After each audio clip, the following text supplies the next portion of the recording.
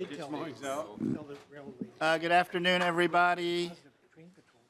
Welcome to our final committee meeting before we mark up the omnibus bill.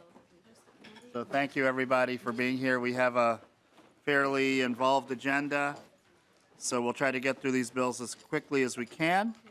I'd like to take the memorial. We have several memorial highways that are important to many of our members, and so I wanted to take those first. And so I see that Representative Albright has come on time, as always, and is ready to go. And so, Representative Albright, will take House File 836 first, and I will move that we re-refer this to the Ways and Means Committee.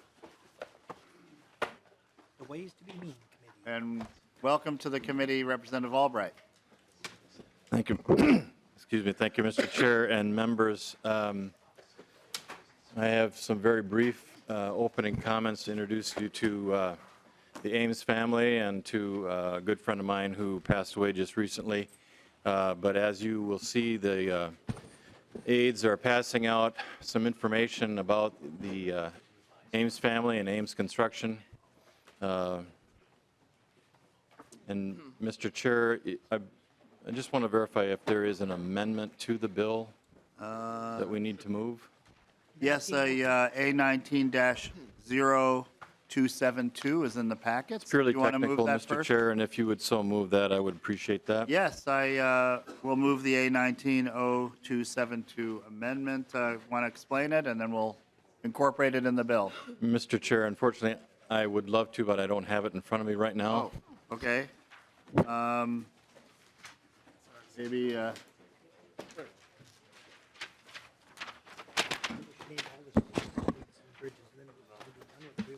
Mr. Chair, thank you, Mr. Chair. Mr. Chair and members, the amendment recognizes the responsibility of placement of the signage and the responsibility thereof.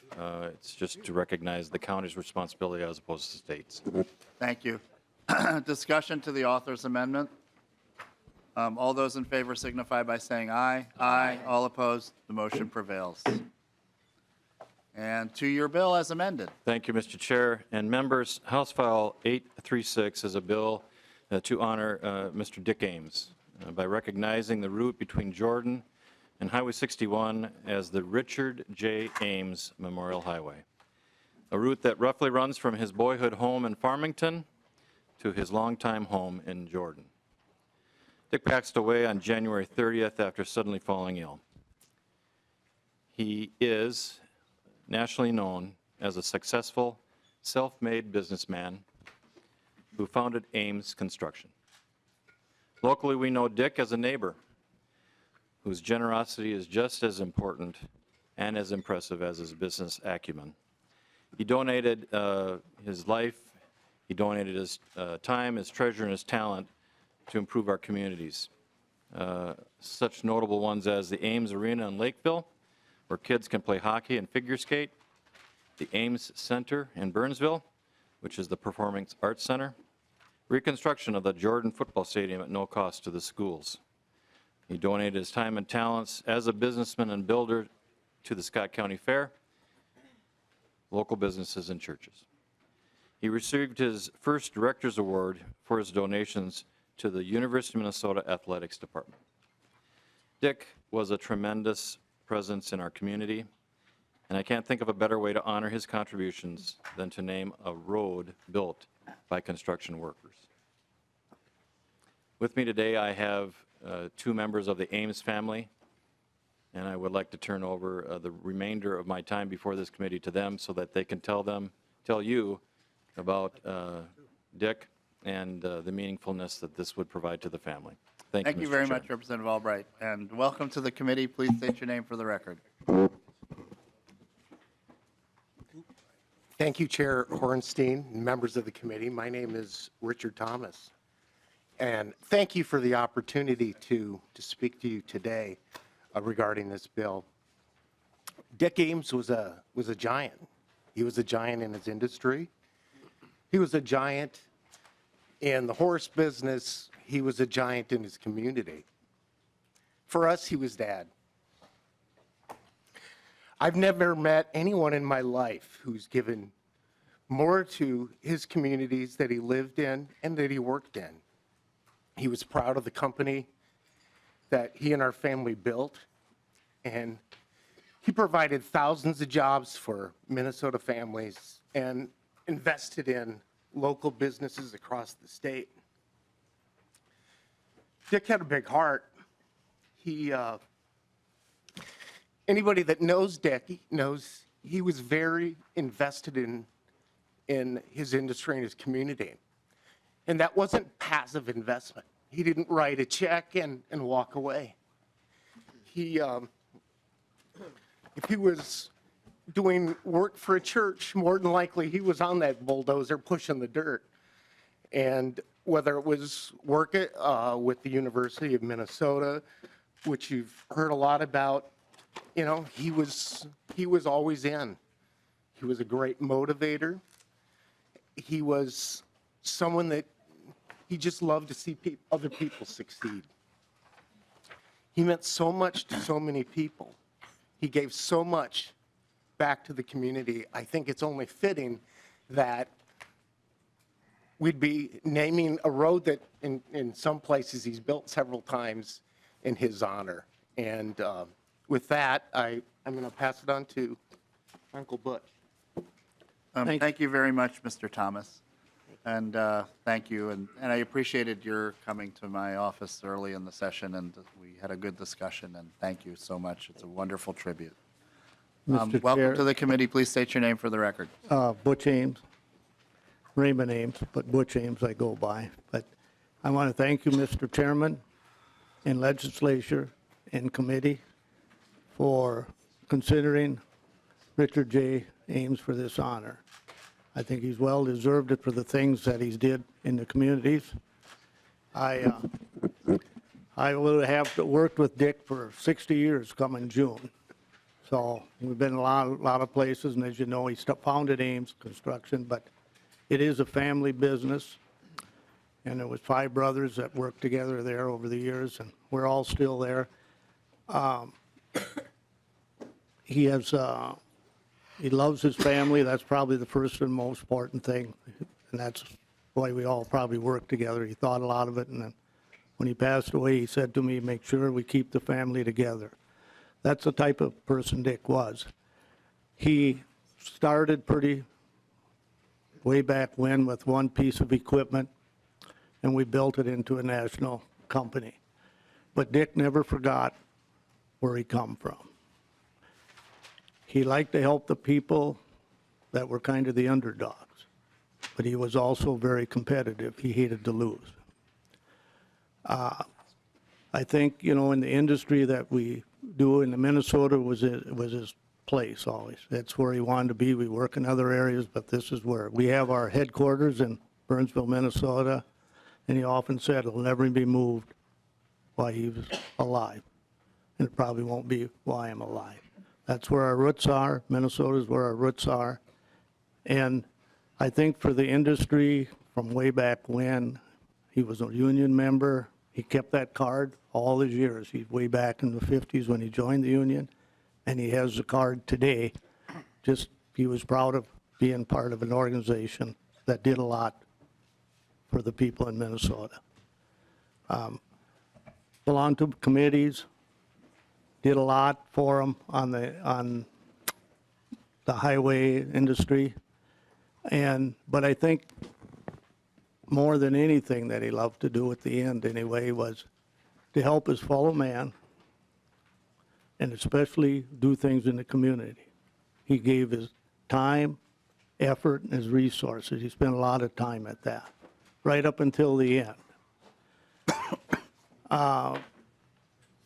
There's just a lot of things that he never knew what he was doing. A lot of things he did, nobody knew what he did. And now since he's passed on, we are probably seeing a lot of that because some people are coming and saying, well, are you still going to support us in the community and do this and that? So he left a very big footprint. He was kind of a self-made man. He did what he said he was going to always, and a handshake was as good as anything there was, and that was a big deal to him. So I really thank you for considering for this honor. A little story, maybe on the side here a little bit, won't take too much of your time, but when we first started, way back when, we used to do a lot of plowing and snow in the wintertime. And at that time, we lived kind of around Farmington. And if anybody knows where Meesville is, down through Hampton where the hills were, that's where the snow piled in. And so when he passed away, we're trying to figure out what day we could have the funeral on. And we started at Monday, and we ended up on Friday doing it. And every day, it either was cold or it was snowing. And so we picked the day on Friday, and Thursday was a snowstorm, and Friday it was 0. So I think he put us to a test to see if we could hold up what he did, and we did. And so I think he's looking down today, and I think he'd be very proud of what's happening here today. Thank you very much. Thank you so much for your testimony. Thank all three of you. Does the committee have any questions or comments? Yes, Vice Chair Tabke. Thank you, Mr. Chair. I just wanted to say thank you to the Ames family for being here and for Representative Albright for bringing this forward. I have 4-H kids, so the first time we go to the fair every year, once that starts, the very first things we have to do is ride the Ferris wheel and the carousel. So that's our thing at Scott County Fair. So I just want to say thank you and very sorry for your loss. So, thank you. Representative Mason. Thank you, Mr. Chair. And the gentleman that was saying Mr. Ames left a big footprint that is an understatement. I mean, he did so much for our communities. And the one that I remember most, I was mentioning earlier today to someone, is I used to be on the Dakota County Fair Board, and we needed a new corral, so to speak, for our horses. And we knew that Scott County had already done that, and so we reached out to him to see how they did it. Not only did he help us get ours for Dakota County, he did it at no charge. Well, the charge was he wanted a picture with the 4-H people. So on the day, the opening day of fair, we had a parade, and then at the end, there was a big picture that was taken. But he did so much for the community. He will definitely be missed. Representative Koznick. Thank you, Mr. Chair and Representative. Thank you for authoring this as a Lakeville resident where Mr. Ames and his sister still lives and has property there, I believe part of the family farm. I think it's very appropriate that this bill be brought forward for his legacy of what he's done and the family continues to do in transportation. So thank you very much for doing this, and I think it's a fitting tribute, so thank you. Thank you, members, for, Representative Torkelson. Well, thank you, Mr. Chair, and thanks to the Ames family for being here. Thank you, Representative Albright, for bringing this bill forward. My memories are much more recent. I think of the event that was held at the UMAR site last summer, and the spirit of cooperation involved in that particular project and the foresight of putting that all together for the future, not only of the company but of our state, really, because it's such an important site, and it's such a fine demonstration of how companies can work together to accomplish great things. And thanks to the Ames family and to Richard for his foresight in making sure something like that could go forward. Thank you, Representative Torkelson. And just in closing, I wanted to echo the comments that our members have made, and it's, I think, very appropriate in the Transportation Committee, especially. We have this hearing and this memorial for an incredible person and leader in the community. So I really do appreciate, Representative Albright, your bringing this to us and the committee discussion. And so if you have any final, Representative Albright?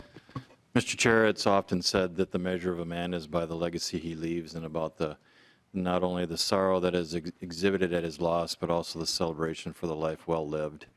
And I think that the stories that Dick left behind are fitting testimony for just how well regarded he was, not only as a man, but a businessman and as a family man. So oftentimes we as legislators carry bills through the process, And as I shared with Richard when he first entered my office, I consider this one of the highest honors that could be bestowed upon a legislator. And so I thank him in as much as I thank the committee for hearing it today.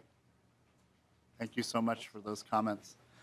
So members, I'll renew my motion that House File 836 as amended be referred to the Ways and Means Committee. All those in favor signify by saying aye. Aye. Aye. All opposed, motion prevails. Thank you all for coming and for this. Thank you very wonderful much. memorial. Thank you, Mr. Chair. Thank you, members.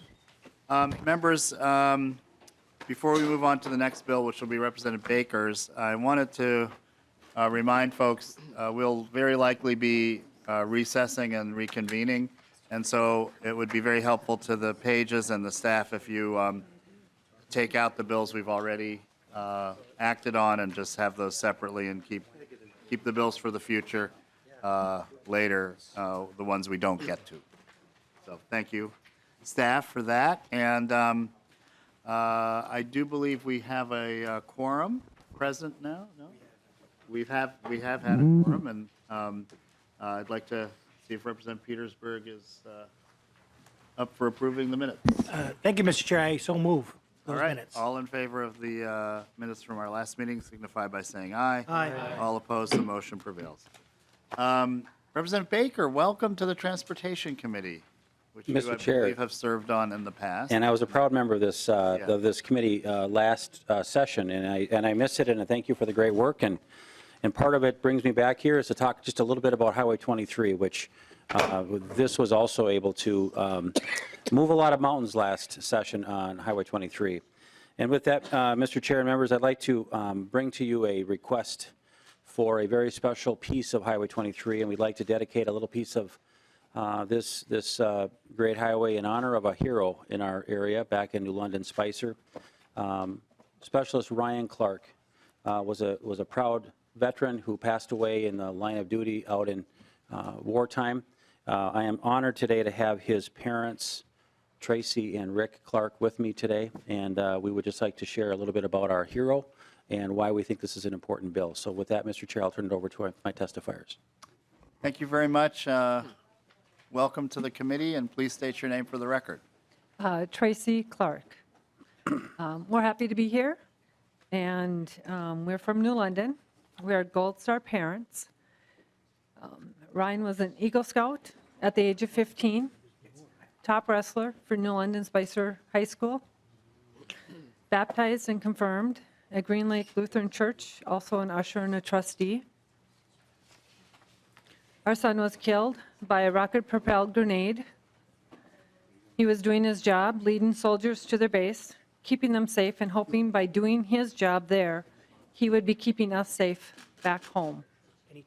Ryan was KA'd on October 4th, 2010, at the age of 22 in Chekabek, Afghanistan. Like every Gold Star family, Ryan is missed every day. Our memories may fade, even for a mother and a father who have lost a child, and it frightens me. Ryan drove Highway 23 between New London and Spicer almost every day for work, sporting events, and community projects. We hear his name quite often. It is because we as a family do not want Ryan to be forgotten. If we stop saying his name, we will feel like we are losing him all over again. We have seen many highway signs go up all over the U.S. and thought, why not our son? Where would we be without our military men and women? Where would we be? We feel like many others, this is a great way to honor our heroes who do so much for us. Please remember what our loved ones do for our country and for our freedom. And all we want is never to forget our fallen heroes. Thank you. Thank you so much, Ms. Clark, and we're very, very sorry for your loss, and we do so much appreciate your being here to honor him and to memorialize him. Sir, did you want to say a few things, or? Welcome to the committee. Please state your name for the record. My name is Rick Clark. I am the father of Specialist Ryan Clark. And I guess my wife said it best, so I'm just going to leave it at that. But I want to thank you all for listening to our opportunity. Thank you so much for being here. Members, any questions or comments? Again, I do appreciate your coming so far to be with us today. And did you have any final comments? Just a final wrap-up, Mr. Chair. Again, it is an honor for me to carry this. He is a local hero. We have a small park and a trailhead as part of the DNR bike trail right along Highway 23 as well in his name. I never had the opportunity to meet Ryan, but what I will tell you is that my connections with the Clark family after losing a child as well, we have this connection that is unlike any others. And so we know the importance of keeping our children in the memory of so many people. So just really happy to do this in their honor, and thank you for including this in a future bill, Mr. Chair. Sure. Thank you. Well, I don't know if I moved your bill. I'm sorry. We're moving House File 1127 with a referral to the Ways and Means Committee. So I'll make that motion, and I'll renew that motion. Good. Seeing no further discussion, all those in favor signify by saying aye. Aye. All opposed, the motion prevails. Thank you so much for being here. Thank you. The next bill, members, is from our very own member, Representative Wolgamott.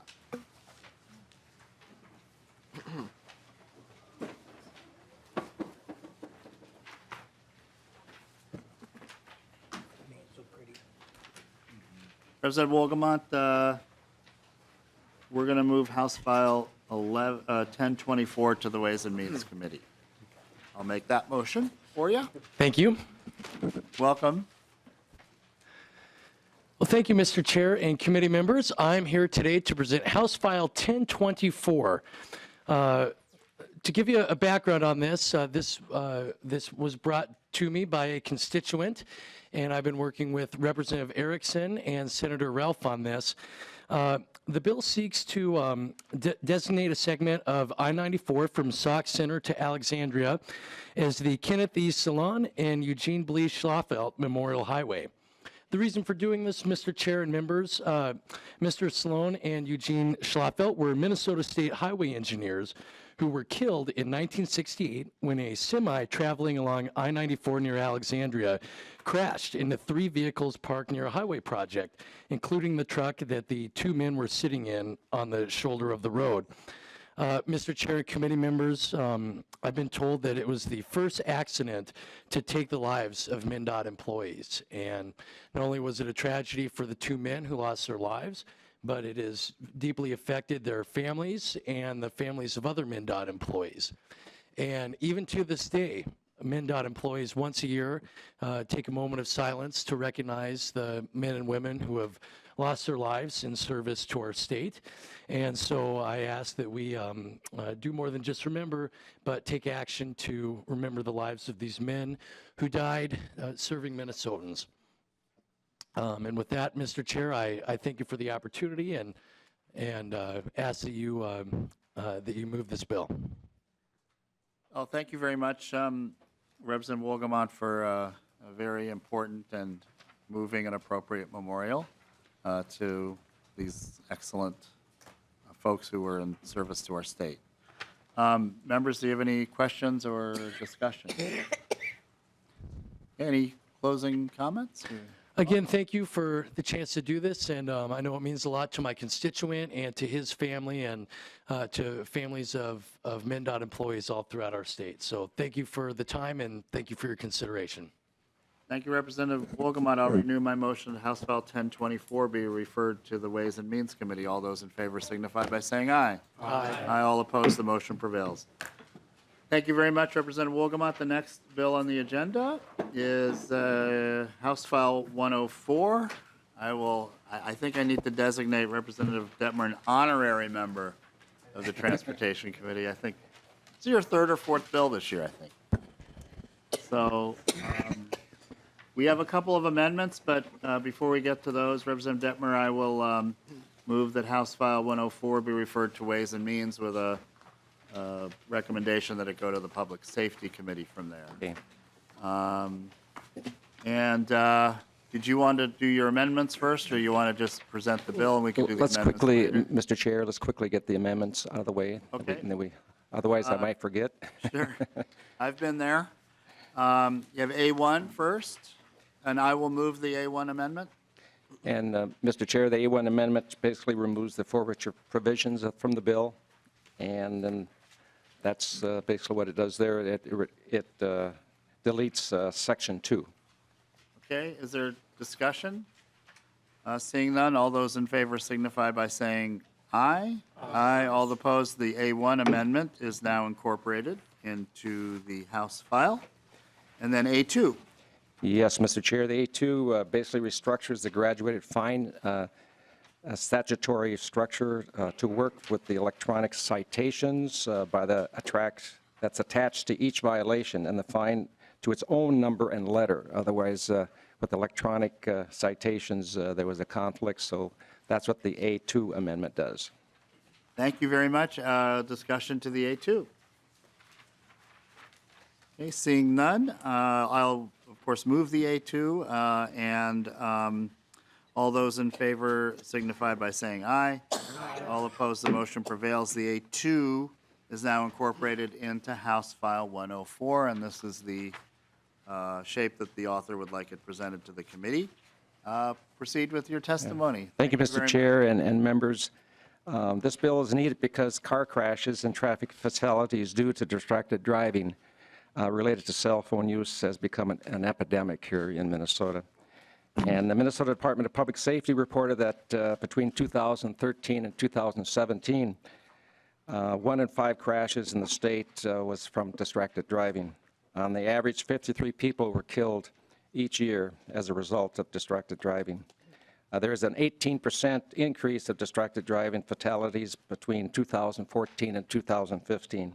And in 2015, the DPS Office of Traffic Safety sponsored a study and ranked cell phone handling and cell phone conversations as the second and third most frequent distractions behind rear passenger interaction. And 12 of 15 states have decreased the fatalities within 2 years after their hands-free device laws was passed. 6 of 12 states saw more than 20% decreases in fatalities. This law will make roads safer because if you're distracted while driving, because if you're on your phone in your hand, you're subject to enforcement. I know Mr. John Plotz, a 17-year-old Vietnam War veteran, was killed by a woman who was cited previously texting while driving. House File 104 includes a graduated fine for texting while driving. The first violation is $150. The second violation is $300, and the third is subsequent violation is $500. The AAA Foundation states that cell phone use while driving is the highest among 16 to 24-year-olds drivers. And this bill also requires information on distracted driving and its dangers to be part of the driver's education programs and the driver's training manual. And if you kill or injured another person because of your negligent use of cell phone, you will be subject to criminal penalties. House File 104 brings the penalties for negligent use of cell phone resulting from death or bodily harm of another in line with the state's DWI penalties. The need for stronger penalties for people who takes another person's life was reinforced earlier this year when the 20-year-old man who killed Megan Geltz, a 22-year-old lady, and her unborn child pled guilty to reckless driving and was sentenced to 180 days in jail. This man who killed Megan was likely distracted while driving with his cell phone, and would like to now turn it over to my testifiers, Megan's father, Tom, and mother, Wendy. Good afternoon. Welcome to the committee. Please state your name for the record. My name is Thomas Geltz. Thank you, Mr. Chair and representatives, for allowing me to speak on this topic. We're in support of House File 104. I'm a vice president of risk management for Hayes Companies, which is an insurance broker. We're the largest insurance broker in Minnesota. I work as a safety consultant for them. I've got 30 years of experience.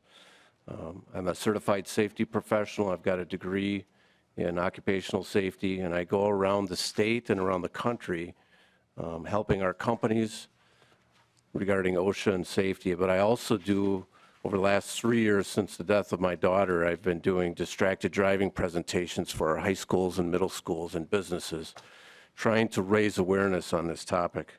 None of this could have prepared me for the situation when my daughter was killed on February 29, 2016 near Stillwater, Minnesota. I not only lost my daughter, but she was pregnant at the time, and I should be holding a 2.5-year-old grandson right now instead of talking to you. But unfortunately, I have to be here. But I'm proud to be here, not only for myself, but for all the other families here in Minnesota that have lost loved ones. The penalties associated with distracted driving are laughable. I hear that from everyone that I talk to. $50 fine for distracted driving in Minnesota. It needs to be changed. In our case, the other driver pled guilty to a gross misdemeanor charge.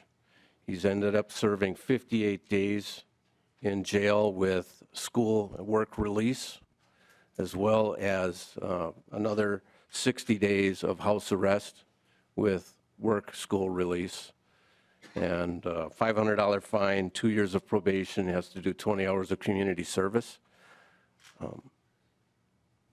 In our opinion, that just, it's not enough to change behavior. There's a lot of things that we can do in regards to that. With drunk driving, for example, it took us decades to where we are today regarding the penalties and the fines. I don't want us to take decades to get the fines for distracted driving to that point. We need to move on this right now. The other driver was uninsured in our case, and we've incurred tens of thousands of bills that we had to pay out of our own pocket. Because that driver did not receive a felony charge, the Crime Victims Reparation Board has denied our claim for reimbursement on some of those fees. That's why it's important for other families, especially low-income families in Minnesota, that a felony charge is associated with this. We have a choice. We have a choice to drink and drive. We have a choice to drive distracted. All the studies are saying now that those two things are interconnected, and we've got a lot of people that are driving distracted. So we need the fines to be similar as well. Megan had a 3-year-old daughter, my granddaughter, who has to grow up now without a mama because of some stupid distracted driver. We've all driven distracted in one way or another. Some of us are much worse at it than others. I travel around the country. I was in Miami, Florida 2 weeks ago, and I was sitting at a stop sign. I was doing some safety work down there and just some distracted driving. I was rear-ended by a 20-year-old girl who was texting.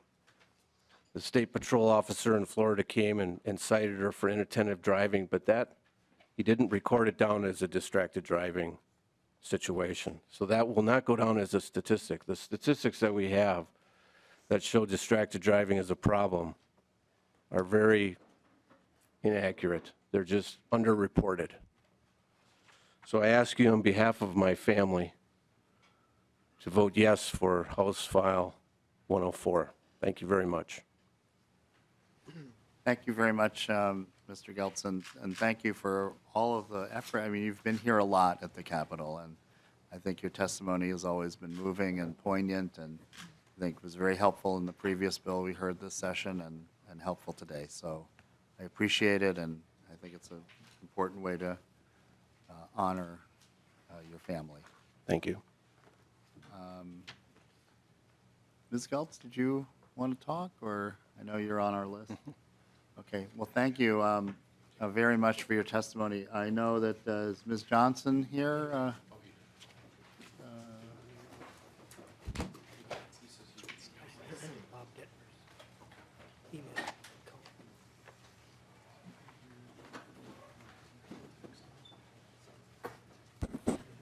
Welcome to the committee. Please state your name for the record. Nancy Johnson, I represent Minnesotans for Safe Driving. Mr. Chair and members of the committee, I'm happy to be here to talk to you about this issue, which is very important to our group. Minnesotans for Safe Driving wants every driver to only drive and not try to multitask in any way, but especially by using their cell phone or electronic device to text, view Facebook, take selfies, watch movies, do banking. It's mind-boggling to hear what drivers are doing while they're driving a car down the freeway or in the rural areas or on the streets. If they're using the hands-free mode, most likely they'll be able to only do calls, which will keep their eyes on the road. Of course, hands-free is not distraction-free, and the cell phone is not the only distraction drivers have. But the phone is probably the most dangerous distraction and the one that takes your eyes off the road the most. Increasing the monetary fines for not using hands-free or for texting without a crash should send a message to the offender of the seriousness of their actions, and hopefully they will not be the one to cause the next crash if they get fined and stopped. We agree that we need to do as much as possible to continue the awareness of the dangers of distracted driving. Our organization provides court-ordered victim impact panels for 5 different counties. We have speakers talking about drunk driving, but most all of these panels, we also bring in victims or offenders of distracted driving, because we believe that if someone's going to drive drunk, they probably are going to drive distracted too. So we're trying to get that information out. Just as the mindset has changed through legislation and public awareness for drunk driving, legislation and public awareness will change the mindset for distracted driving. It has changed just so much in the last 5 years. We hope that continues. There's a PSA that says, was that text worth your life? Is any distraction worth your life, or is life of someone else's? According to surveys, the public now agrees with the need to have hands-free law, and most are surprised and many times horrified that the penalty is not the same as it is for drunk driving. This bill will make that change, and I think that's very important. The hands-free bill is a prevention bill to stop the crash from happening. This bill is a continuation of that to penalize those who continue to violate. The trucking industry already mandates hands-free. Ask any trucker, my son-in-law is one, about the number of drivers that they see looking at their phone while they're driving, and they'll tell you it's over 50%. These are all crashes just waiting to happen. The statistics say, as has been mentioned before, 1 in 5 crashes are distracted driving related, but those are only ones that are documented to be that way, and I bet that there's a lot more that is a contributing factor. We also believe this bill is not an overreach. There has been so much media about the hazards of cell phone use while driving that now everyone knows the dangers, just like they do for impaired driving. Any driver who will continue to violate the hands-free law after it is passed is doing so with the full knowledge that their actions could cause death or injury, and because of this, they should be charged with a serious crime, the felony that is in this legislation, when that action causes the death or serious injury of someone else. Thank you. Thank you very much. Ms. Johnson, I also want to thank you for years of advocacy and always being an important presence Thank you. here at the Capitol on these issues. Is there anyone else that wishes to testify in the public, either for or against the legislation? Mr. Grilley. Mr. Chair, members of the Welcome to committee. the committee. My name's Dorian Grilley. I'm the Executive Director of the Bicycle Alliance of Minnesota. I just want to also express the Bicycle Alliance's support for the increased penalties. We've been a part of the campaigns to prevent distracted driving and require hands-free cell phone use for several years now. We strongly support any laws that would prevent distracted driving. We would certainly support amendments that would increase the deterrent of this bill that would require a mandatory license suspension and perhaps driver re-education. So with that, I'll just thank you for the opportunity to comment on this important issue. Thank you, Mr. Grilley. Thank you. Are there any questions or discussion? Representative Hausman. Thank you, Mr. Chair. To the author, we have occasionally had unintended consequences when the issue of forfeiture comes up. Have you had discussion with any stakeholders or law enforcement or? Yes, Mr. Chair and Representative, yeah, that's why I took out Section 2 on the forfeiture part. I was late, I'm sorry. Yeah, it was something that I had discussions with people, and right now we felt it was better to take that out at this point, so Section 2 is not part of the bill anymore. Thank you for the question. I arrived late, so I didn't see it. Thank you. No, thank you. Well, I see that great minds think alike. Representative Koznick. Thank you, Mr. Chair. And Representative Dettmer, thanks for the bill. This bill only pertains to cellular phone use, correct, and not other forms of distracted driving that are, is that true? Yeah, Mr. Chair and Representative, Dettmer. yes, that's true. Okay. I think, Mr. Chair, Representative Koznick. this is an important issue, and it's a big issue in front of the legislature. I'm wondering if at some point maybe we should consider other forms of distracted driving, not just cell phone use. And I don't want to expand your bill necessarily today, but I think it's a discussion worth having because there's distracted driving that's a variety of other ways that we talked about on the House floor the other day that should probably be considered. And Mr. Chair and Representative Koznick, yeah, yes, you're correct. In my presentation, distracted driving with cellular use is the second and third most causes of accidents. The number one cause is people in the back seat distracting the people that are driving. So that's the number one cause right now, according to AAA. Well, Representative Koznick. Mr. Chair, as a father of two daughters, I'm glad that the forfeiture clause of people in the back seat is removed. Yeah. And I you. just wanted to make a quick comment. Under statute 169.14, there's an overall distracted driving statute, and so, we've had a lot of conversation about, well, is having a pet on your lap a distraction, et cetera, and it is, and it's dangerous, and it is covered under state law. But as Representative Dettmer pointed out, we've had such an exponential increase in problems related to cell phones and texting that that's why we have that separate area and statute for that. So,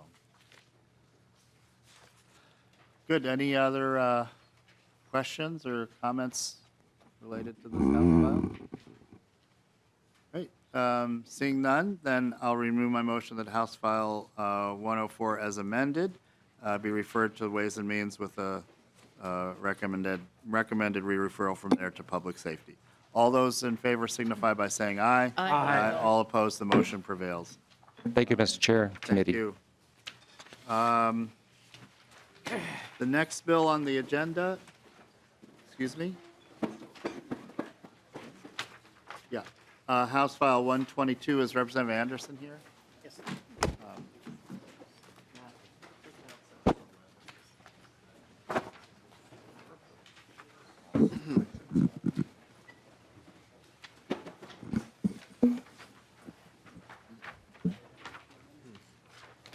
Representative Anderson. Good afternoon, Mr. Chair and committee members.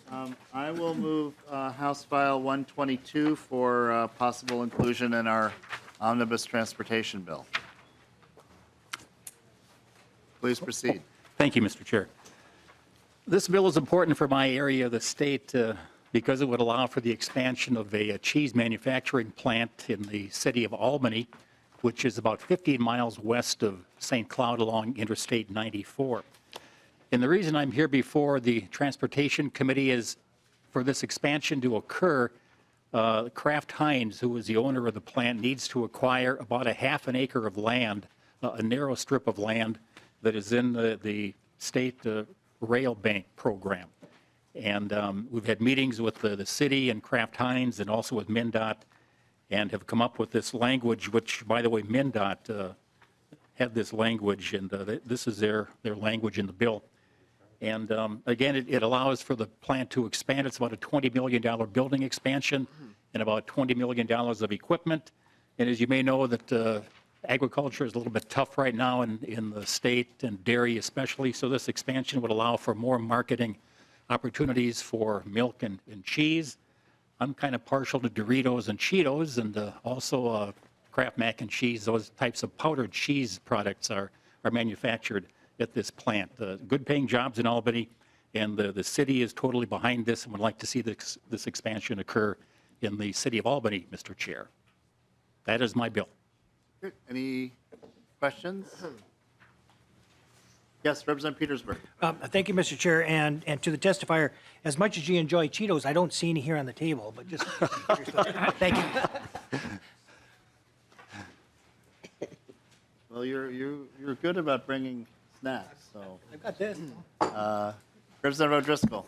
Thank you, Mr. Chair, and I am a co-author on this bill with Representative Anderson because his district and my district butt up against that area that's in question. And any time that in greater Minnesota we have an employer that wants to do an expansion and continue to have good-paying jobs in the area, I am behind that, and I ask members to look favorably upon that because, with no pun intended, I would sure hate to see us have the cheese cut in this industry. I thought that was funny. Okay. All right. That was funny. Any other discussion? All right. Seeing none, then we will just lay this bill over for possible inclusion in our omnibus bill. Thank you. Thank you very much, Representative Thank you. Anderson. Representative Bernardy, House File 2170.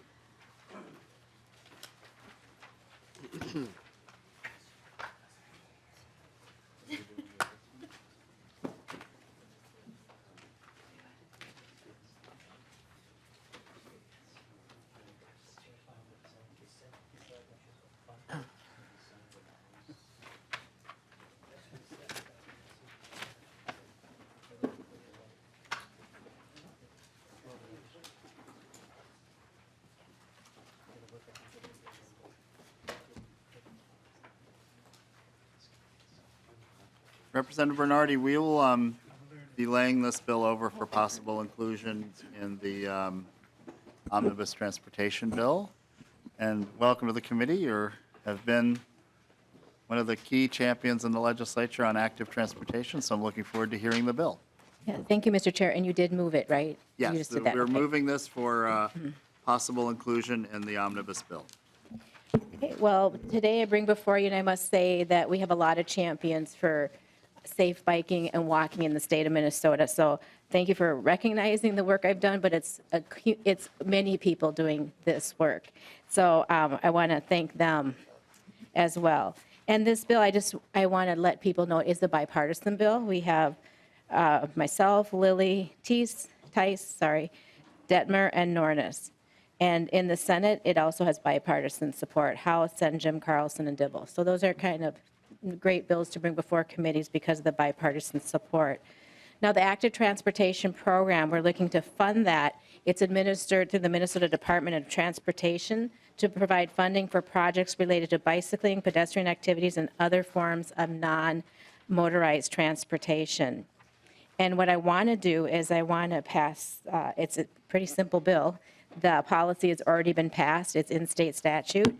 I have the statute in front of me, and I want to pass it over to our testifier, Dorian Grilley, who is the champion for biking in the state of Minnesota with the Minnesota Bicycle Alliance.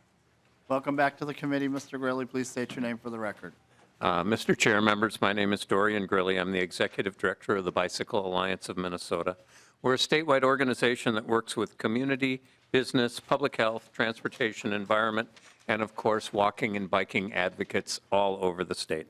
That includes the 60 members of the Minnesota Mayoral Active Transportation Caucus, which is currently chaired by the mayors of Richfield, Rochester, and Walker.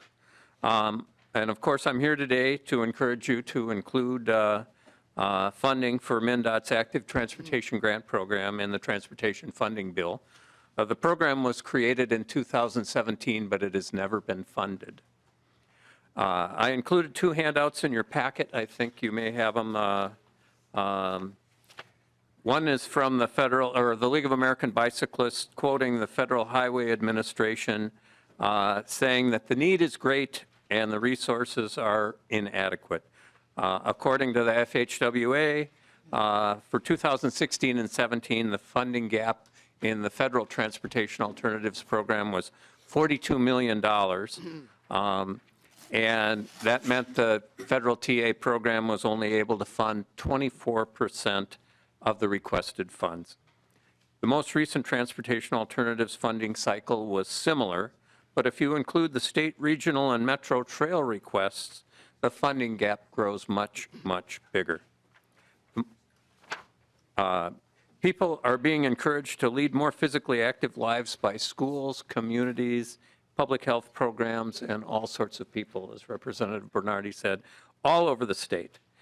We need to make every effort to make it safe and convenient for them to walk and bike more. But as you probably know, it's not safe and convenient for most. There's been a terrible spike in pedestrian injuries and crashes, one just recently a couple blocks away last week. And the terrible thing about that is our most vulnerable citizens, children, seniors, and the underserved, have been the most impacted by those injuries and fatalities. So the funding need is for both a program and infrastructure. The infrastructure investments obviously are more costly, but program investments in planning, education, and encouragement, public or promotion, can perhaps produce the most cost-effective results. Therefore, I recommend that all of the funding some or all of the funding that you allocate to active transportation be flexible and come from the general fund or a metro sales tax that funds transit, biking, and walking. So, thank you for your time today. Thank you, Mr. Grilley. Are there any questions of Mr. Grilley? Representative Petersburg. Thank you, Mr. Chair. And I just have a question in regards to a lot of the programs that are funded through alternatives and spending for non-motorized vehicles. Is there anywhere in any of those reports in which it talks about how you prioritize communities, cities, counties, and state on the funding mechanisms for some of these?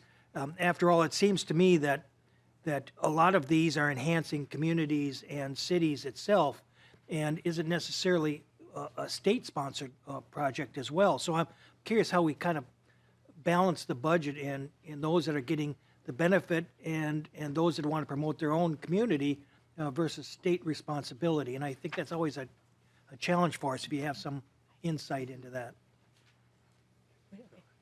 Representative Bernardy. Well, what I can share with you, Representative Petersburg, is how the legislation currently is written for project evaluation and selection, if that would be helpful. Would that be helpful to answer in answering your question? Thank you, Mr. Chair. You know, I'm not so much concerned here. We're talking about the projects that, I mean, we're trying to just say that this is underfunded because the projects are submitted to the state. And I'm saying maybe some of those projects should be submitted to the county or to the city instead. And so therefore, by using this process and saying, well, we're underfunding them, well, obviously, if the state was the catch-all for everything, all things would come to the state. And then we would say, well, we're underfunding everything. So the question is just, you know, how do we prioritize those that are saying, you know, maybe this is a state responsibility, maybe it should be a city responsibility, if that makes sense. Mr. Grilley. Mr. Chair, Representative Petersburg, MnDOT actually does have a set of criteria for awarding the transportation alternatives money. But I can think of a couple examples that really are not just a local problem. Winona has been trying to do an underpass under Highway 61 that costs millions of dollars for the last decade. And it never gets high enough on the priority list. Walker, Minnesota, home of one of the co-chairs of the Mayor's Caucus, is trying to get under Highway 371 for one of their trail corridors. So sure, some of these projects are going to be local and some of these projects are going to be school-oriented, but a lot of them are really transportation barriers that have been put up by our state trunk highway system or county roads. Thank you, Representative Petersburg. Thank you, Mr. Chair. I just want to make sure that we take that into consideration because it's not always as clean cut as saying, well, if it has anything to do with alternative transportation, it's part of the state responsibility too. We all kind of share that with all of our local governances. Thank you. Appreciate that. Thank you. Representative Torkelson, then Representative Runbeck. Thank you, Mr. Chair. I see there's a blank appropriation in this bill. Do you have a range in mind, and/or can you tell us a little bit about the history of the funding of this program? Well, Mr. Chair, Mr. Grilley? Representative Torkelson, the history of the funding for this program has been zero. It was created in 2017 and it has never been funded. It's all the money that has gone to these purposes has come from the federal government. And I guess the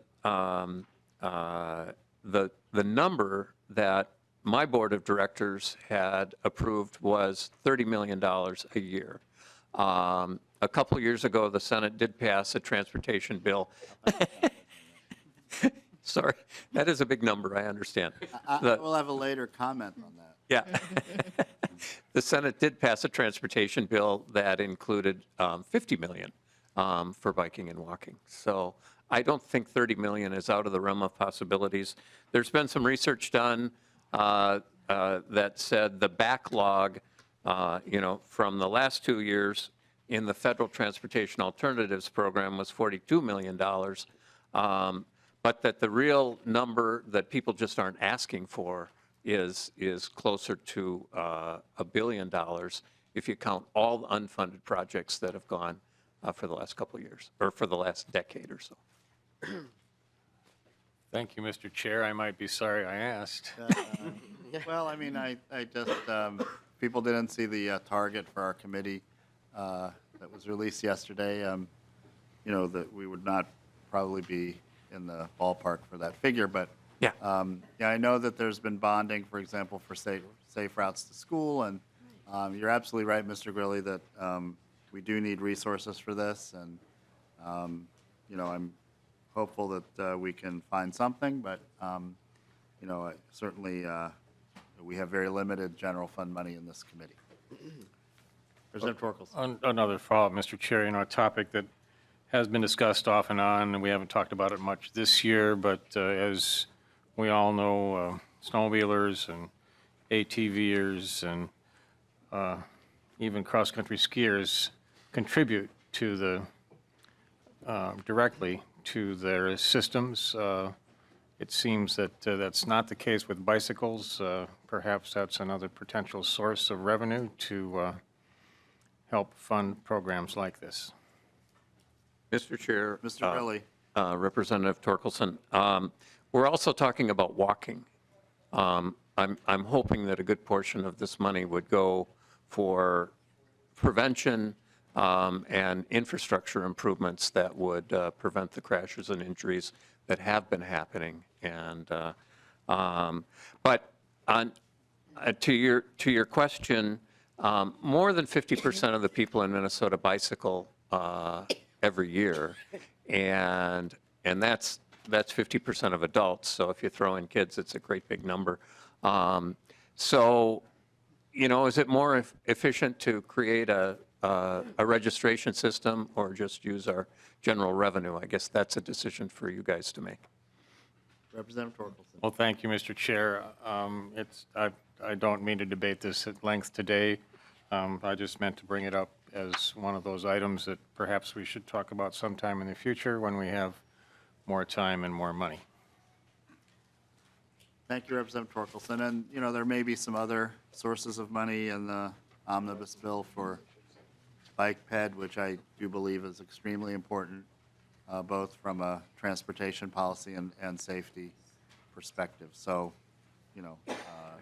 well, it may not be in this particular bill. There may be some other possibilities. Right. Mr. Chair, members, I just want to urge you to put a modest amount, perhaps $500,000 or $1 million of general fund money into this, because that's program money that can go to education, planning, and encouragement. And those, I believe, are MnDOT's highest priorities. So you can't do that kind of stuff with bonding money. Thank you. Thank you. Representative Runbeck. Thank you, Mr. Chair. And I agree with Representative Torkelson in his comments, basically. I mean, I do think that bonding is a very appropriate and available source, and we have done safe routes to schools, and I imagine a number of bike trails and so on. I don't think there's anything wrong with applying for that money and for waiting in line and for competing with all the other projects out there. I think that's very valid, and so I think we can live with that. That would be my point of view. Thank you. Thank you. Any other questions of the author or the testifier? Is there anyone else from the public that wants to testify on House File 2170? Okay, well, good discussion, members. Thank you, Representative Bernardy. Did you have any closing comments or thoughts? No, thank you, Mr. Chair. I'd like to keep our meeting tonight as short as possible. Well, we're doing pretty well so far today. Well, with that, members, I'll lay over House File 2170 for possible inclusion in the omnibus bill. Representative Elkins, House File 1996.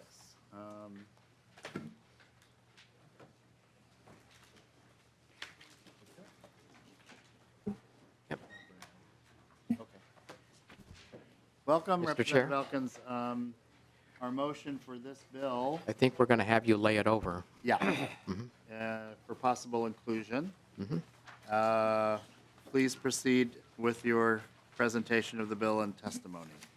Thank you, Mr. Chair. This is the bill is known as the Autonomous Vehicles Bill, and it defines what automated driving systems are, defines standards under federal law, defines highly automated vehicle, a number of other things, and sets out the conditions under which automated vehicles can be tested on Minnesota roads. And I have with me today Jay Heitpass, who is the head of MnDOT's Autonomous Vehicles Program. And Jay, did you want to add comments right now? Oh, and I should say, we do have a couple of amendments, including one that didn't make it in time, but it's in the package anyway. Okay.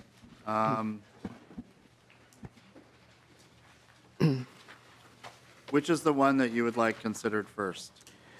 The first, the A1 and the A2 amendments are just minor modifications. A1 is an author's amendment. It just does an initial set of cleanup from the initial verbiage.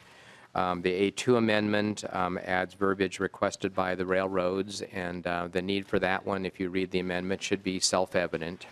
So the one that did not make it in time, after these two amendments were drafted, we continued to receive feedback from a variety of other stakeholders, including the City of Minneapolis, Tesla, a few others. And the Mr. Beresk basically folded all of those, as well as the first two, into this DE amendment, but unfortunately it didn't get posted last night, so members may not have had a chance to see it. But I would guess that if the bill is laid over, that we would when it came back as part of the omnibus bill, it would probably include the things that are in the DE amendment. So it's worth having the committee members know what's in there.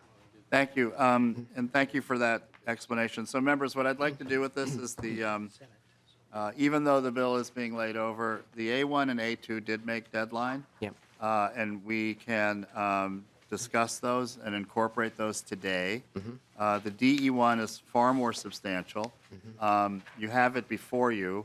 What we'll do on that one is not vote on that or take action on it, but expect to see that or something similar to that when we take the omnibus bill up next week. So I think that's how I'd like to handle this, and I feel it's important. Once in a while we can waive the 24-hour rule, but not in this case. So that's how we'll proceed. So is there any discussion? So I'll move the A1. Is there any discussion about the A1 amendment? Seeing none, all those in favor signify by saying aye. Aye. All opposed, the motion prevails. And now we have the A2 before us. Any further explanation on the A2? Or okay. No, this basically, the A2 basically says that if you're going to test an automated vehicle in Minnesota, one of the test scenarios ought to be that it ought to react appropriately at railroad crossings, which Okay. makes eminent sense. Yes, I agree. Discussion to the A2, which is, I've moved that one. All those in favor signify by saying aye. All opposed, the motion prevails. So we have the bill mostly in the condition that the author wants. And again, members, just so you have it, the DE one is, I think, ultimately what Representative Elkins is going to submit to us. And if members have a chance to look at it and have additional suggestions. He wants to give us a heads up. So that was very appreciated. And now let's get to the substance here. Welcome to the committee. Please state your name for the record. Thank you, Mr. Chair, members of the committee. My name is Jay Hippis, and I'm MnDOT's Connected and Automated Vehicles Director. Last March, an advisory council on connected and automated vehicles was formed to help Minnesota prepare for this rapidly advancing technology. The council consisted of 15 members with broad representation, including Minnesota industry, labor, transit, tribal nations, insurance industry, local government, and persons with disabilities. It also included ex officio members from state agencies and representatives from the Minnesota House and Senate. We're proud that we were actually the first state to do broad stakeholder input prior to passing any AV legislation. During the process, we actually had 10 subcommittees formed to cover a broad range of topics covering traffic safety, liability, business opportunities, accessibility, and equity. Through this process, one of the primary recommendations from the Advisory Council was to provide clear laws for the safe testing of automated vehicles on Minnesota roadways. The council felt that action was needed, and we are putting Minnesota at safety, lost business opportunities, increased infrastructure costs, and lost opportunity to improve the quality of life for Minnesotans. The primary goal was safety. Each year, almost 400 people die on Minnesota roadways, and nationally, almost 40,000 people. Well, we acknowledge that AVs are not immune to crashes, but we think they're going to go a long ways to meeting Minnesota's goal of 0 deaths on our roadway. AVs will not drive drunk, they won't drive distracted, and they should stay in their lane better. Currently, there are no regulations on automated vehicles in Minnesota, so AV testing could be occurring without our knowledge right now. Testing is primarily occurring in warm weather states, and national policy is being developed around these testing scenarios. We have much different conditions here in Minnesota with our winter weather, and we need to learn about the limitations of these vehicles and what they can and they can't do. The testing of these vehicles allows us to monitor safety and develop lessons learned to help shape local, state, and national regulations, and allows the public to get a chance to see, feel, and touch these vehicles. This is a very important part, as the public has not had much exposure to these. We've learned from MnDOT through our small demonstrations that we've done, where after the public has actually had a chance to come and ride some of our EV shuttles that we had at the Super Bowl last year, they had a much better comfort level with the technology. We also think this is very important for Minnesota businesses. Minnesota is competing in a global market. 29 states have already passed AV legislation to varying degrees, so Minnesota needs to stay competitive and attract, retain talent working in these industries. We also think that AVs have the potential to improve better access to health care, jobs, and improve the quality of life for those Minnesotans who are actually unable to drive. Some of the bill highlights, the bill was assembled from recommendations from the Advisory Council and through the Advisory Council report that was submitted last December. Some states are freely allowing automated vehicles to operate on the roadways. We are taking a different approach. We are trying to do a permitting process to allow us to obtain some lessons learned from these vehicles so we can influence that national policy and making sure Minnesota is properly ready for when this technology is rapidly deployed. It does not regulate vehicles that currently have lane keeping assist, adaptive cruise control, or other technology that are commercially available today. We do have a permitting process where a vendor would need to come to us and ask permission from MnDOT to do testing on public roadways. Based on the information provided to us, we are able to place restrictions on the testing or required closed course testing before allowing on public streets. We've been working very closely with our partners at Department of Public Safety, and we would be doing coordination with Department of Public Safety, local units of governments, and tribal governments. For safety, we'll be requiring human driver monitoring at all times or if the vehicle does not able to have a human monitor in it, it basically needs to be able to stop and pull over on its own. We'd be looking for those conditions when reviewing the applications that come in. And for commercial vehicles, there must be a human present in the vehicles at all time. Working with DPS and by having this permit process, we'll be able now to actually monitor and track the crash history of AVs. The bill also does include some transparency reporting each year on what testing has occurred in Minnesota. And it provides statewide consistency in AV laws, but still allows local units of governments to enforce their parking and other traffic regulations. Thank you. Thank you, Mr. Hitpass. I have several other testifiers, and we can take questions individually. If anyone has questions of Mr. Hitpass, then we can ask them now. Representative Torkelson. Well, thank you, Mr. Chair, and thank you, Representative Elkins, for bringing this bill forward. It's an issue I've spent some time on myself. In some of the meetings and literature, they identify the five or six, I don't remember the exact number, approximately 5 different levels of automation that seem to be fairly clearly defined, and those levels seem to be accepted nationally. Is there a reason why we're not using that particular approach to identifying the different types of automated vehicles that are on the road? Mr. Hitpass? Members of the committee, Mr. Chair, we are looking at this bill, looking at level 4 and level 5 vehicles. We did not include the definitions of the SAE levels inside the statute, just in case those standards do change. But we basically say these are vehicles that are not able to be, have the capability to be not operated by a human driver. So we are looking at those level 4 and level 5 vehicles only with this legislation. Representative Torkelson. Well, thank you, Mr. Chair. Thank you for that. I think it's important that we stay in the mix with other states. So when my particular vehicle happens to be able to self-parallel park, am I breaking the law when I'm using my parallel parking automation on my car? No, Representative Elkins. Yeah, so I have a vehicle that can be up to level 2, and I know the manufacturer was very concerned that their vehicles not be swept into the definition that we're creating here of a highly automated vehicle. So I'm confident in saying you're safe. Thank you, Representative O'Driscoll. And then Representative Runbeck. Mr. Chair, just very quickly to help kind of scope this, I've had a number of people from the disability community in my office they're encouraged by the advancements in this type of technology. Their concern comes in licensing and different kinds of things that they may have to have. I just want to make sure for the record today that this is the technical part, not the licensing part or the operator, or as the testifier has said, must have a human presence in the vehicle. We're simply talking about the technology, mastering the technology, figuring it out in this bill. Either Mr. Hitpass or Representative Elkins. Well, Mr. Chair, I'll say that I very strongly agree with Representative O'Driscoll's comments. My conversations with the disability community have been the same. This is potentially a liberating technology for many of the members of the disability communities who are able to board a vehicle themselves and then, with this technology available, don't necessarily have to avail themselves of a service like Metro Mobility. So this is a liberating technology potentially for our disability communities. Representative O'Driscoll. And so again, Mr. Chair, just for clarification, there's 2 different tracks that we're looking at. One is the mastery and understanding of the technology. The second is once we have that, then what are the qualifications of the persons who are going to be operating or occupying that vehicle? Would that be a quick summary so that folks who are here today would be able to help differentiate?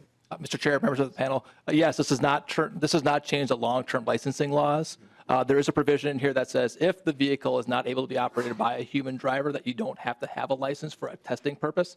So, for example, if we wanted to do a test with a community with persons with disabilities, they would have the opportunity to possibly test that vehicle as long as there's no steering wheel or anything else that they could actually physically grab onto and take physical control of that vehicle. But it's not changed the long-term licensing laws at this point.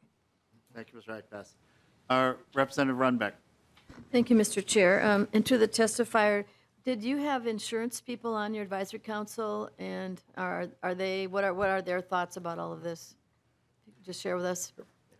Members of the committee, Mr. Chair, yes, we did actually on the advisory council. Vicki Rizzolo from American Family Insurance was on the advisory council, We've been working very closely with the Department of Commerce on what those insurance regulations would be.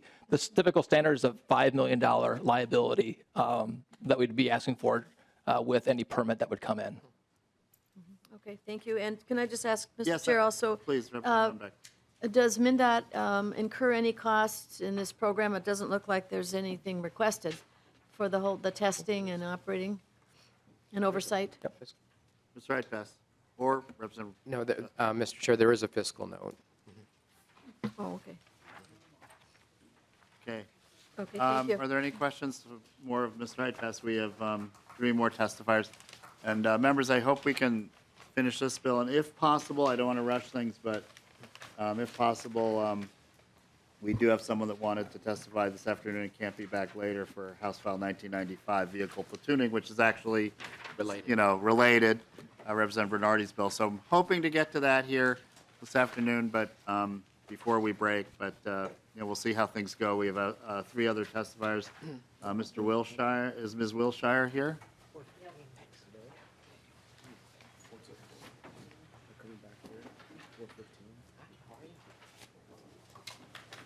After that, we have Patrick Hines and Bentley Graves.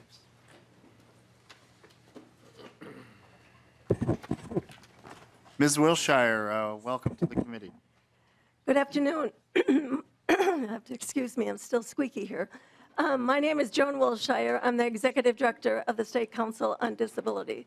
We're a small state agency, just over 45 years of age, and we exist as the advisory agency on disability issues to the governor, state legislature, state agencies, and the public regarding disability inclusion issues.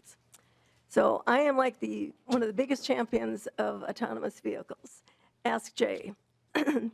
So I'm here to really talk in support of how this is going to be one of the best things ever for the disability community. Self-driving cars could revolutionize how people with disabilities get around their communities and even travel far from home. There are people who can't see well, and there are some that have physical and mental difficulties that prevent them from driving safely, and many rely on others or local governments and nonprofit agencies to help them get around. Autonomous vehicles could be the answer. Self-driving cars present fundamentally new ways to think about transportation and accessibility. They have the potential to change neighborhoods and individuals' lives, including people who are disabled and are often, both literally and figuratively, are left behind. With proper planning and research, autonomous vehicles can provide even more people with significant independence in their lives. Self-driving cars could allow as many as 2 million people with disabilities to work. This was quoted in a recent article in Auto Trader magazine. Currently, the unemployment rate for people with disabilities at an all-time low is 70%. When people with disabilities have been surveyed about their employment situation, the #1 reason as to why they can't get employed or stay employed is transportation and the lack thereof. Self-driving cars could be the major disruptor in transportation like we've never seen for many populations, but even more so for people with disabilities. This would give the disability community another viable option. No longer would we have to have a 4-day wait for paratransits to pick us up or dial a ride for a ride that may never even show up, but certainly would be late.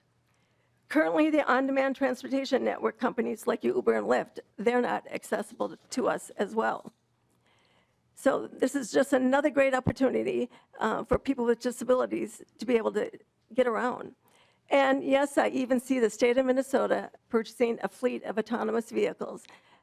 MnDOT could use these in their transportation, and certainly the Department of Human Services could use it for their non-emergency medical transportation. There are many ways the autonomous vehicle will impact our lives. So the disability community welcomes this opportunity for an autonomous vehicle pilot. And as I've worked with Jay and other folks at MnDOT, people with disabilities, aging, and veterans with disabilities need to be a part of this pilot process. And definitely the levels 4 and 5 are going to be the true answer to the autonomous vehicle, allowing people of any type of disability, from intellectual to somebody who's blind, to be able to get into these vehicles, and even myself, wheel on in. So there's going to be great opportunities. And I just thank you for the time to share our excitement for this particular project. Thank you, Ms. Wilshire, and thank you for all of your years of advocacy here at the Capitol. Are there any questions of Ms. Wilshire? Okay, I understand Mr. Hines is not here, but Mr. Graves is here.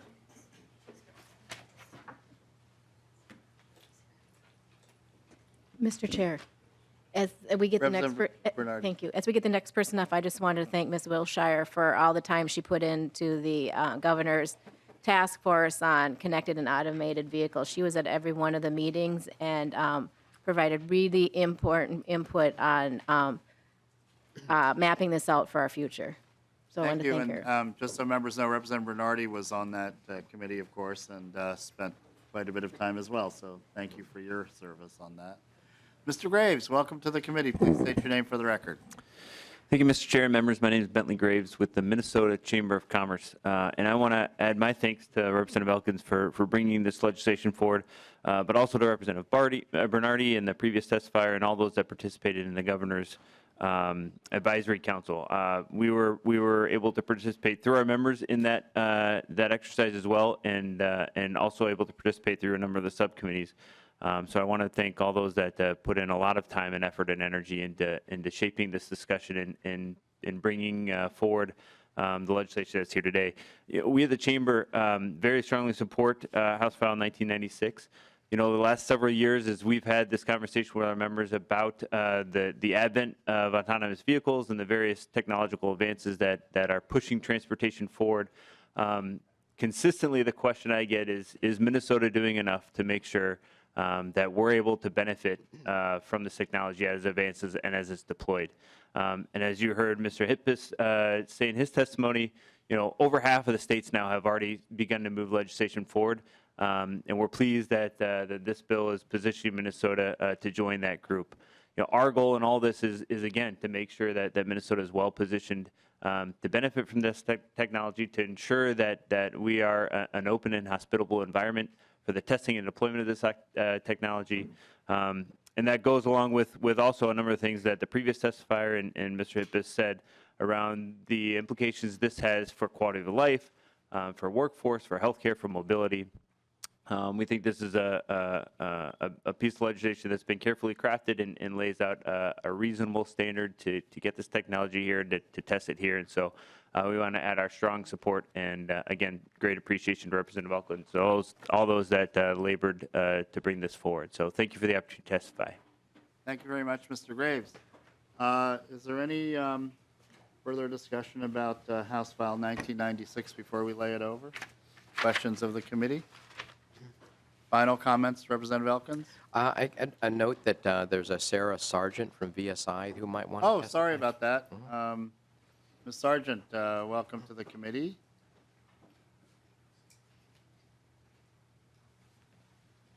Is there anyone else in addition to Ms. Sargent that wants to testify? Okay. Ms. Sargent, welcome to the committee. Please state your name for the record. For the record, my name is Sarah Sargent. Proceed.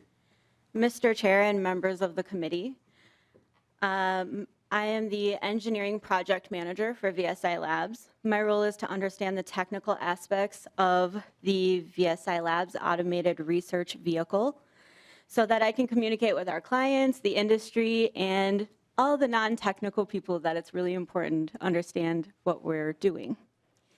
I'm an electrical engineer by degree, and I would like to be here as a resource for you and all of our legislators to answer questions about the technology and implications of this bill on the development of these safety systems, our state, and our taxpayers. VSI Labs is a Minnesota-based company. We're in St. Louis Park. We provide research and advisory to the automated and autonomous vehicle industry. We conduct desk research, but our most valuable research is our applied research. We figured out a few years ago that the best way for us to really understand this technology and deliver the correct information to our industry is to actually be building it ourselves and testing it ourselves. We work with many local and international companies, including MnDOT, the University of Minnesota, 3M, Polaris, General Motors, Subaru, and we are proudly sponsoring a senior design team at St. Thomas. AV testing is important for Minnesota for a number of reasons. This technology and these vehicles will be on our roadways. In fact, they already are in vehicles like Teslas. To make sure these vehicles can operate well in our harsh winter weather conditions, at a minimum, they need to be tested for our winter weather conditions. Even better, they should be developed for our winter weather conditions. That won't happen if we have laws that prohibit us from testing on public roadways or regulations that deter industry from coming here to test. We recently developed a system to perform lane keeping in Minnesota winters. Normally a camera is used to see the lane lines. Minnesotans know that won't work for us here. So we're using HD maps. HD maps are like when you think of Google Maps, you can see yourself on the 35E North roadway. But with an HD map, you can actually see which lane you're in. So using that along with high precision GPS, we can actually do lane keeping without having to see lane lines. We couldn't perform this testing on a private course because maps are only provided for public roadways. And our goal isn't to commercialize and sell this system at all. It's just to enable our industry to understand these technologies. Luckily, Minnesota is in a unique position in this industry right now. Minnesota is well situated to attract plenty of AV testing projects because of our variety in weather and the high quality of our roadways. Many of these companies are seeking to test in snow, rain, and fog, and Minnesota not only offers all of those conditions in addition to fair weather, but also has the connected corridor and a company here like us who can act as a liaison for safe public roadway testing. Minnesota companies are invested in this industry too. Honeywell makes the highly precise GPS system that's required for a car to understand where it is. And 3M makes our signs and our pavement markings that are crucial for a car to be able to understand and recognize. Taxpayers would benefit from a shuttle service similar to programs being piloted in Denver, Texas, and Florida to provide transportation for the elderly, the differently abled, those who cannot afford or choose not to purchase a car of their own. So I'm here in support of this bill that would further enable companies like mine, who is currently testing, to continue testing and do so safely. Thank you, Ms. Sargent. Are there any questions? Okay, thank you again for your testimony. Seeing none, last very quick comments. Very quick what comments. I'd like to do, members, is we'll have him wrap up and then at least maybe take one testifier who has to leave for the next bill, and then we'll recess. Representative Elkins. The level 2 capabilities in my car are not made available when the car cannot see the lane markings, so her testimony was spot on and to speak to exactly why we need to start having this kind of testing done in our climate. So great. So thank you. I will lay over House File 1996 as amended for possible inclusion in the omnibus bill. Members, what we'll do here is if the committee, we'll have testimony, I believe, from Mr. Houseladden, Representative Bernardy. We're going to take your vehicle platooning bill now, House File 1995. And members, we'll hear from Mr. Houseladden, and then we will have to vacate the room and come back at 4:15. But Mr. Houseladden had to leave, so Representative Bernardy, if you want to. We'll move your bill, I believe, for possible inclusion as well. Let's get your bill before the committee. Let's move it, and then we'll hear from Mr. Houseladden. Representative Bernardy. Okay, Mr. Chair, I move House File 1995 to be considered for possible inclusion. Thank you. And what we'll do is we'll go through the bill perhaps after recess, but we wanted to hear from Mr. Houseladden. Thank you. All right, Mr. Chair, members of the committee, thank you. My name is John Houseladden, President of the Minnesota Trucking Association, and I am here today to testify in support of House File 1995, a bill that authorizes truck platooning systems. We are excited for the opportunity for truck platooning and what it offers to advance roadway safety while reducing fuel consumption and emissions. you have two handouts in your packet that I think are particularly relevant to the bill. One is a two-page document that highlights one of the main providers, Peloton, which goes into a nice review of what it does. I think what's important to note, truck platooning is a technology that is driver assist technology. It is not driverless technology. This technology, if you look on the second side or the back side, has a picture, and it is designed to have trucks traveling in a platoon where they're connected with vehicle-to-vehicle technology. There is a driver in both trucks. Both drivers are steering, but acceleration and braking is controlled by the driver in the lead truck. And this technology uses all kinds of advanced technology to sense what's going on in the environment, both ahead, around, and behind. And if you look through the document, you can see that the technology is designed to anticipate if there are things in the road, if there are vehicles cutting off, if there are vehicles cutting in between vehicles that are in platooning mode, so that it can dissolve and they can be operated as separate vehicles along the way. This technology, if you see the other handout, is a map that shows deployment across the United States. Right now there are roughly 26 states that are doing some form of deployment, not testing, but deployment. And this is a safe technology that is being used, and you can see there are a number of states that beyond full deployment have partial deployment, and then a number of others that are just exploring what they need to do to take the next step. This technology that we have before us today we think is going to enhance roadway safety because of the technology the trucks will be required to have: automatic emergency braking, radars, forward-facing cameras, things that will allow it to see what's going and to react before the human can. And similarly, it will then reduce the amount of time that the following vehicle almost to instantaneously react at the same time. So you get the huge safety benefit, but also you get a tremendous fuel savings benefit. When you have trucks traveling in a platoon, both trucks are seeing fuel economy. The lead truck saves about 4.25%. There's less drag, so they're burning less fuel. And the following truck saves about 10% in fuel economy because there's less resistance. So what are we doing here in this bill? We're basically creating a plan that allows this to operate in Minnesota. And as I'm sure the state agency folks will present to you, this will not operate unless a plan has been presented to MnDOT. MnDOT will confer with the Department of Public Safety and the State Patrol. And there are all kinds of parameters that are set for this to operate in. It cannot operate in undivided highways, cannot operate in inclement weather, cannot operate in construction zones. So there are all of these factors that will allow this to operate in a safe mode. And similarly, what we need to change is the following distance statute in the state. Thank you, Mr. Hausladen. We have a question from Representative Torkelson. Just one point that I think should be made with Mr. Hausladen here, and that is, it's my understanding, some people have told me that we're headed for driverless trucks. It's my understanding that this technology is aimed in a direction that we'd still have a driver in every truck. They would just be driving in a different fashion.